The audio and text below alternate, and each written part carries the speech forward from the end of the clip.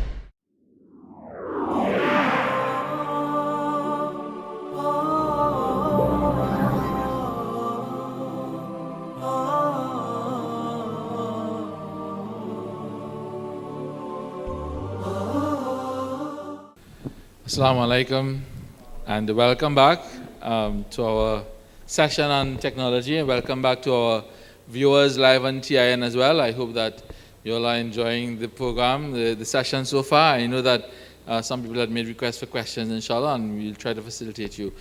Just before we continue, when I was talking about cell phones, I wanted to make it clear that I didn't mean to imply that once the conversation is not haram, it is permissible to just call any boy or any girl and just talk. I mean, for a boy to call a girl or a girl to call a boy who you're not related or they're not your mahram and so on, and talk conversations that are not of importance. For example, you just call somebody and, well, how's the weather today, and how things, and how your parents, and how school, and how was the day yesterday, and you're not talking anything haram, right? But you're just talking frivolously. That's not, generally allowed by the scholars as well. But, when people who are not related to each other are talking to each other of the opposite sex, they should be speaking about things of importance. Like somebody has called to get some information, it's permissible to speak to somebody of the opposite sex to get that information and so on. And all the things that I said about the tone of voice, especially of the sisters, that they should maintain a very stern tone of voice and speak that which is important and not carry on conversations with people of the opposite sex for long periods of time and so on. So I don't want to, I don't want it to be implied that we mean, well, like you just call and you're talking for 2 hours about politics and Trinidad and, talking about everything under the sun, but it's not haram things. That's not permissible, or it's not a good thing to do as well. We also had a question about Facebook before we continue about, is it haram to put pictures on Facebook? Now, of course, it depends on the kind of pictures. Inanimate objects, sceneries and so on will be permissible to put on Facebook. But pictures of people, generally speaking, there's a lot of discussion from the ulama about pictures being haram, right? And out of safety and precaution, it would be better not to put pictures on the internet, on the Facebook, especially when I was saying that, people can take your pictures and download them and then manipulate them and do all kinds of things with them, and then, you end up having all kinds of wrong things associated to yourself which are not true, right? So generally, speaking. Now, sometimes for the sake of identification, you can put like a passport size picture or something on your profile, but in terms of what people do nowadays, they download all kinds of pictures where they went on the beach and they did this and they did that and so on. These things are not really proper and appropriate for us as Muslims. All right, so let's move on quickly, inshallah. Now, the next thing is the iPod, and most people would know what an iPod is. It's a small handheld device that plays music or any audio file. There are advantages of the iPod because you can listen to Quran or lectures at any time, and you can download, in fact, into your iPod the entire Quran and many hundreds of lectures. And of course, they're small, they're convenient, and they're easy to carry around. Some of the disadvantages of them, or negative effects, well, of course, young people may rarely ever listen to Quran, but rather they may listen to music. And this is the original purpose of the iPod, because an iPod you can download sometimes 20,000 songs on them. 20,000 songs on an iPod. So you have music for the rest of your life on that, right? So if you have all that music, you don't have any space for Quran. And then if you have a choice between listening to Quran and listening to music, you might listen to the Quran for a few minutes and then, well, let me just hear this one song, and then that's the end of it, because the road of shaitan is like a slippery slope, Once you get on that slope, you start sliding, and it's difficult to stop from then. Also, people suffer from hearing loss, as they often listen to them on loud volumes. In fact, that's a very important point, because many times we listen to iPods using earphones. And these earphones allow us to put the volume very high without disturbing anybody, which is what would happen if we were listening to a regular radio and so on. So apart from the fact that it's haram from the point of view of when we're listening to music, sometimes we're listening to things at a very, very loud, high volume.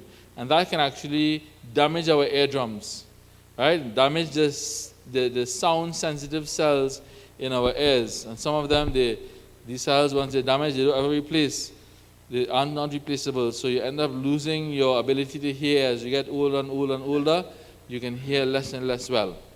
And of course, some will become addicted to music, right? And that's another haram thing, another haram consequence of music, because you become addicted to it. You can't do without it.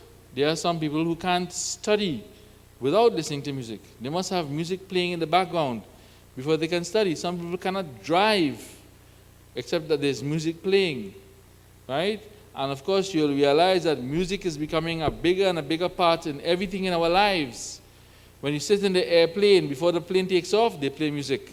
When you're watching cricket, in between, there's music, right? All the advertisements have music in them, right? So you've got to be very, very careful, because this is how Shaitan is trying to pervade our entire society. And finally, I want to mention that some music is connected to devil worship, right? Now, there's a lot of research on this. Nobody can say, I think, absolutely for sure that this is so, but there's a lot of evidence that some music, and we're talking about many modern stars as well, right? That people claim that their music is associated with devil worship, such as Jonas Brothers, right? Such as Rihanna, right? Such as Green Day. Is it Green Day? Or the group that sang Green Day? Huh? I don't know about the local guys like Sparrow and these guys, but some of the foreign things, right? Now, one kind of music is openly associated with devil worship, and it's called black metal. I put an icon there of it. Black metal. Black metal music is openly haram music, right? The song says, if there's a bustle in your hedgerow, don't be alarmed now. It's just a spring clean for the May Queen. Yes, there are two paths you can go by, but in the long run, there's still time to change the road you're on. Right? Of course, most songs have ridiculous lyrics. It's just about the melody and the tune and so on. So I know you don't understand that, but it doesn't seem to be anything wrong with that.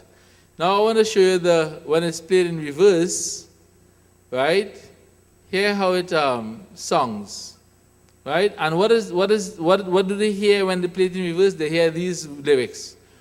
Oh, here's to my sweet Satan, the one whose little path would make me sad, whose power is Satan. He'll give you 666. There was a little tool shed where he made us suffer. Sad Satan. Right? Now, you really do hear this. If this is really a coincidence, or if this is really something more than that, Allah knows, and the people who are doing it know. But groups like the Beatles, right? That's, sang Hotel California and so on. Those kinds of groups. And even modern day things like, Barney. Everybody know Barney? Barney, this is a dinosaur that the kids look at. I know you all look at it, but it's a little purple dinosaur called Barney. And they say that the Barney song, if you play it backwards, it has some really strange lyrics. You know about SpongeBob and SquarePants? SpongeBob and SquarePants. You know the theme song where the guy is singing? How does it go? Are you ready, SpongeBob or something like that? Huh? How does it go? Let me hear. SpongeBob. How the song goes in the beginning? SpongeBob SquarePants, like that, right? Something like that. If you play it backwards, they give you lyrics that are something else, something different. So that is one of the haram things about music, because these subliminal messages, right? And there are a lot of claims that they are subliminal messages, meaning that you're hearing something, you're hearing the song forward, but your mind is able to hear the reverse, what's being said in reverse. And there are even some artists like Eminem. One of the Eminem songs that he sings, when you play it in reverse, all you're hearing is Eminem, Eminem, Eminem. He's Eminem, he's Eminem, he's Eminem. So you end up getting close to that artist, because you're hearing Eminem, Eminem, Eminem all the time. Whether that's just coincidence or whether they make the lyrics in such a way that in playback you will hear certain things, Allah knows, but certainly something that we should be aware of. So I wanted to show you that video about the iPod, inshallah. All right, so Those are some of the negative things about iPod and certain kinds of music which have to do with the worship of the devil himself. And the worship of the devil himself is something that goes on officially, right? There are people who will say that they are Satanists, not Sanatan Dharma and so on. That is something else. That is Satanists. That is Sanatanists, right? The people who follow Sanatan Dharma, the Hindus, they are Sanatanists. But this is Satanists, people who follow Satan, right? And in fact, somebody mentioned to me that if you are trying to join the United States Army, they ask you to tick the religion you follow: Hinduism, Christianity, Islam, Judaism, Buddhism, and Satanism. They have that as a religion. That's what I was told. As one of the religions, you can tick that you follow if you want to join that. So that's one negative thing about the iPods. So inshallah, I hope you all are very careful about the iPods. The last one I want to do is video games. A video game is an electronic game that involves interaction with a user interface to generate visual feedback on a video device. Basically, what they're saying is that is like a 3D game. It is a game where you are part of the game itself.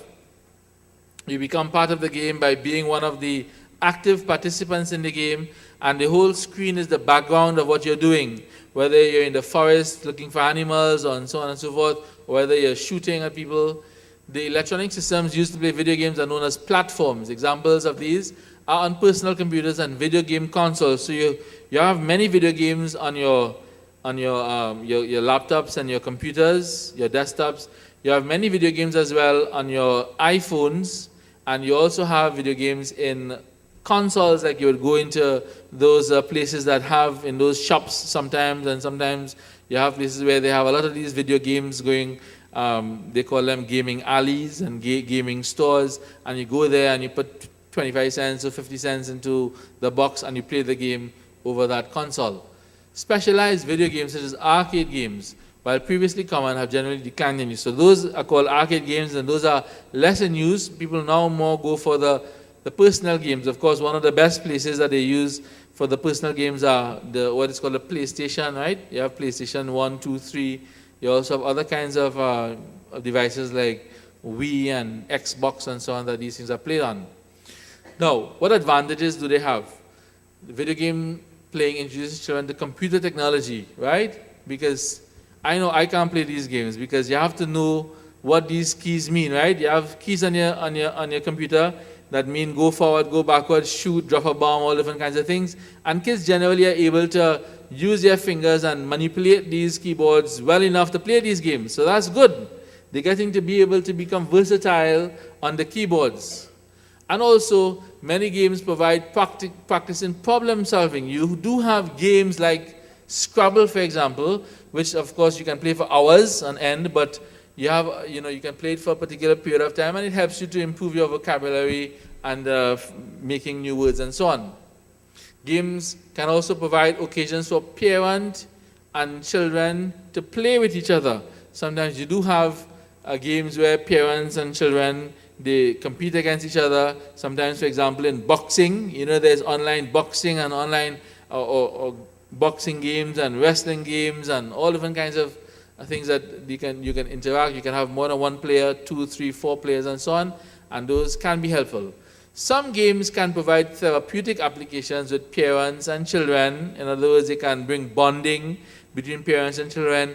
They can relieve stress. Some people do play games to relieve stress. They've been at work hard for the day. What better to relieve stress than to kill somebody on the video game, right? Get out of stress with, I murdered 22 people and so on. And they can be entertaining and they can be fun if you like that kind of stuff. They can be fun for you. Disadvantages. Studies find that there is a relationship between violent video games and teenagers, right? Because we always want to act out what we see. We always want to take the role of the actor. Long ago, when all that there was these big cinemas that people would go and they would watch the Indian movies. After a little while, you see the young men have the hairstyle like Amitabh Bachchan, All them combing back the hair and thing, you know. And they want to dress like Hima Melini or whatever, you know. The woman want to dress like that. And because, you know, these were the actors, these were the role models, that's what they wanted to follow. It just came naturally that they started to follow some of the things about these people, right? When our generation used to watch the $6 Million Man, right? Then fellas would try to jump over walls and things afterwards because they see that going on in this episode after episode. You all know that show? $6 Million Man? You all know that? Steve Austin or something like that? Steve Austin, the 6 million. You all don't know the $6 Million Man?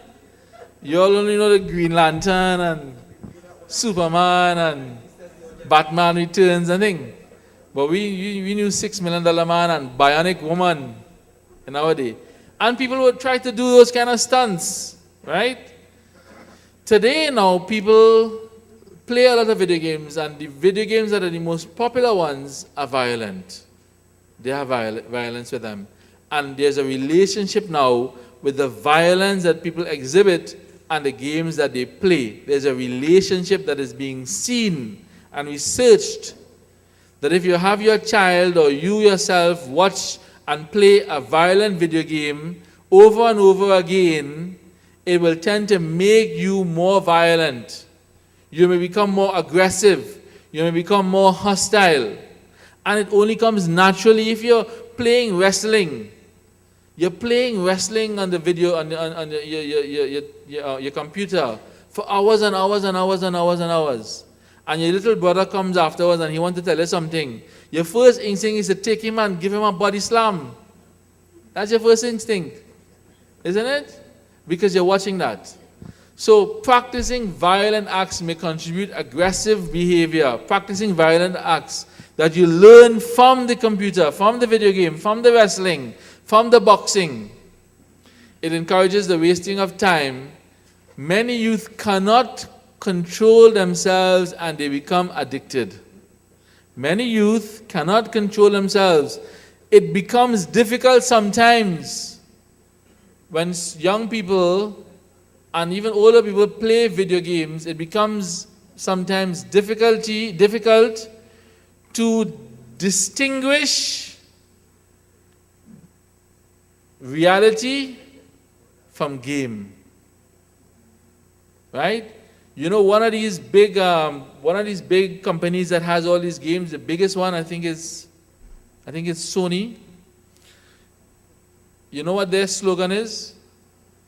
Their slogan is, live in your world, play in mine. Live in your world, play in mine. But what happens is that when people play in their world, they begin to live that world in the real world.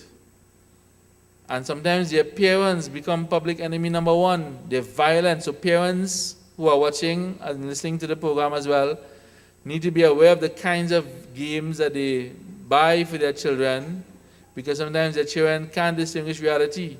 You give a child a boxing game, and after a while now you find anytime he gets vexed, it's a left hook or a right hook or a roundhouse punch coming out from him. And you want to know where you get that from, right? But he playing and you know the boxing games are interactive, so he becomes a boxer, and he has certain keys now for the different acts, the different punches, and so on, right? And now, so let's continue with some of the disadvantages now. Many games offer enjoyment only with weapons, killings, kicking, stabbing, and shooting. You see? Isn't that what we just saw there? Now, is that fun? Is that entertainment? Huh? All those who say, yes, wash your soap out with your mouth with soap and water and come back. That's not true. That can't be entertainment. But you know what? It really does. I mean, people do find it as fun, isn't it? And therefore, something is wrong with us as a society if it is we get fun out of watching killing and kicking and stabbing. And the whole game is about that. Most of the time, when the child finishes the game he or her was playing, the child gets confused with reality and fantasy. That's what I was saying, right? Because you're watching this now, imagine this thing, right? You're seeing this guy killing somebody in so many different ways, and then somebody comes up to you, one of your friends, and comes to say, hey, you're bhakti so boy. Eh? How your eyes so big, boy? Or they tell you something, you know, what, my father can't drive a better car than that? That you cannot car your father go have? And what comes in your mind? Does it come in your mind? Astaghfirullah. Let me forget him. I'll make dua for him. May Allah forgive him. No. It goes into your mind. Let me see. Manhunt execution. Which one I should use, boy? The string, the stick, the hammer. And you want to retaliate. So you see, you lose now reality with fantasy. I'm sure, brothers and sisters and viewers, if you go to the jails now, right, and you speak with some of the younger violent criminals, and you ask them, where did they get the idea to do what they did to land them in jail? If they search their memory and they are honest, they will say they saw it on a video game. They saw it on a video game. So this is a really harmful technology, right? Now, most of the time, okay, so the child loses touch with reality and fantasy. Most of the time, there's a victor or a champion of the game. Sometimes if the child does not become the victor or champion, it creates tension in the child that can cause numerous reactions such as temper, right? So that you play the video game, you lost, you didn't get to beat up the man beat you up, but you're in such a bad mood now that you look at your little brother there and you say, what? Wrong too. And you continue the game now and you beat him up instead, and you relieve your tension and say, well, I didn't get to beat up the guy on the TV and the game, but at least I beat him up. And you beat up your little brother or you beat up your little sister because you had that tension and energy because you lost, right? And therefore, so and the other thing about this point, the most important point I want to make is that sometimes it mixes up between reality and fantasy. And you know what? They're making these games more and more realistically so that they deal more and more with real life and real life events. Because before, it would be a guy going to, fight a war in Vietnam. And who going to fight a war in Vietnam? And you're the guy, you're the soldier, and you're shooting and thing. Now it's about you in your alleyway in America, you in your alley or in your part of the city or whatever, right? Your slums, and you're fighting off drug dealers, and you're fighting off gangsters, and you're fighting gangs, and you're part of a gang, and this kind of thing. More realistic, because we have seen technology can be useful, it can be harmful. As Muslims, we need to choose right from wrong. What does Allah tell us in the Quran? Kuntum khayra, a'udhu billahi minash shaitanir rajim, bismillahir rahmanir rahim. Kuntum khayra ummatin ukhrijat linnas ta'muruna bil ma'ruf wa tanhauna 'anil munkar wa tu'minuna billah. You are kuntum khayra ummatin. You are the best of peoples. Right?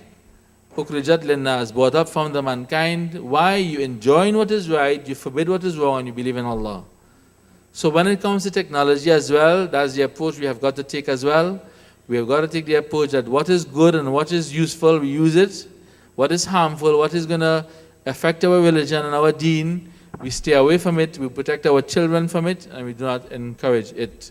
So thank you very much for listening. Let's see if we have any questions. We do have one question. That question. Oh, we have a couple of questions. Let's take these questions quickly. What is the balance between those things of technology whilst maintaining one's practice of deen? And that question we just answered by saying that we've got to look at all of the technology, we've got to decide how much of it is halal, what of it is haram, because there are video games as well that teach you how to drive, teach you how to swim. There are video games that teach you all kinds of things, right? How to sew. Right? And there are video games that are pleasant and don't involve killing and cursing and shooting and kicking and fighting and violence and so on. Right? Of course, all video games involve a waste of time. Time that we could spend much better in learning some ayats of Quran or doing some dhikr and so on. right? So most of these technologies, the thing about them is that they waste tremendous amounts of time. They're time guzzlers. That's what these are, right? They're like those olden cars they used to have long ago that used to use up gallons and gallons of gas, and now nobody wants those. They want fuel efficient cars. In the same way, these technologies, they take up our time. If you ask yourself, how is it that we don't have time today? Everybody's complaining, I don't have time. But things are so much easier. Long ago, people used to wash their clothes with the scrubbing board. People used to cook food on the fireside and had to find the wood to make the fireside to cook the food. Today, we have microwave food. We have washing machines and dryers. Right? We have things that takes less time to accomplish the necessities of life. Yet we don't have any time. Why? We spend too much time in this technology. Too much time on the cell phone, too much time on the computer, too much time on Facebook, too much time with the video games, too much time with the iPod, so no time for homework, no time for studies, no time for Quran, no time for dhikr, no time for extra salah, and so on. So the technology, as the person is asking, what's the balance? The balance is to decide how much is good and what level is good. And we've got to make that decision, and our parents have to help us make those decisions as well. And we should listen to them when they say, that's enough of this and enough of that. Do something else, more productive with your time now. We should follow that advice. Right? But we find a balance by making conscious decisions, which is the question. What is the balance? The balance has to be found by all of us, depending on the technology, by making conscious decisions about what is proper and what is useful and what is not enough. Secondly, how can technology help us? How can technology aid in the advance of Islam? How can technology aid us in the advance of Islam? Well, we cover some of that. Things like Facebook, there are Islamic sites, we can get Quran, we can get Hadith, there are question and answer sites. On Facebook, for example, you have also the iPod where you can download the entire Quran. Hundreds of lectures can fit on an iPod. So the technology can be used properly, right? But we've got to make the decision again to use it properly, inshallah. How to protect oneself from the negative influence of technology and the alternatives. I think that, basically we've got to go back to using technology only for when it is necessary. Only what is necessary. Really, these things like video games and so on, I totally dislike them because they really waste so much time. Things like Facebook and so on, they waste so much time. So how to protect yourself? Understand that your most precious commodity after being Muslim and Allah giving you Islam is the time Allah has given you in this world to build a big Jannah for yourselves. Build a big Jannah for yourselves and invite as many people towards success and salvation as possible in this world. And please Allah and worship Allah. So the less time you waste in the trivial things of this world, the better for us. And that's how we can protect ourselves, by realizing that they are negative, they are time guzzlers, time wasters, and there are a lot of haram elements as well. We might be playing some video game and some half-naked woman or man shows up on the screen and we just pass that by. We might be watching television and the advertisements are totally haram and we just pass that by. Right? Those things will affect our Islam. Those things will affect our good deeds. Our good deeds are taken away sometimes when we watch things that we're not supposed to watch and listen to things that we're not supposed to listen to, and so on. Should technology be brought into the learning, teaching process in Islamic institutions? I am definitely for that. Should technology be brought into the learning and teaching process in Islamic institutions? To me, the answer for that is a resounding yes.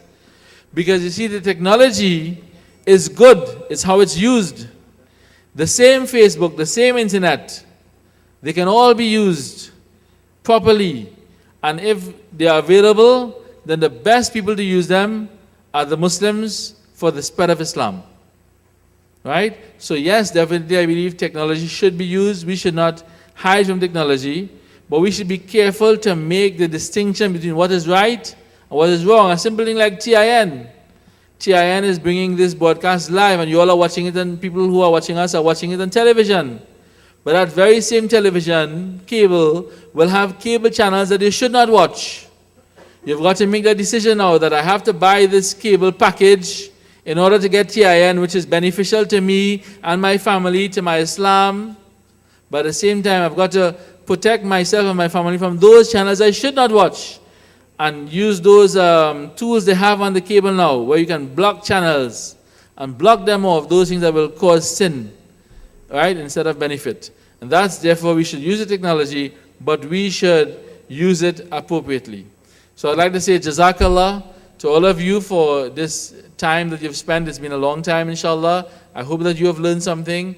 And I thank our viewing audience as well, and our sisters and teachers at the Girls' College who would have been listening to us through the internet and through the television as well. Thank you all very much, inshallah. I pray that Allah subhanahu wa ta'ala continues to guide us and protects us with the technology that we have available to us, and we use it for His deen, inshallah. Right? Wal akhiru da'wana and alhamdulillahi rabbil alameen. Assalamu alaikum.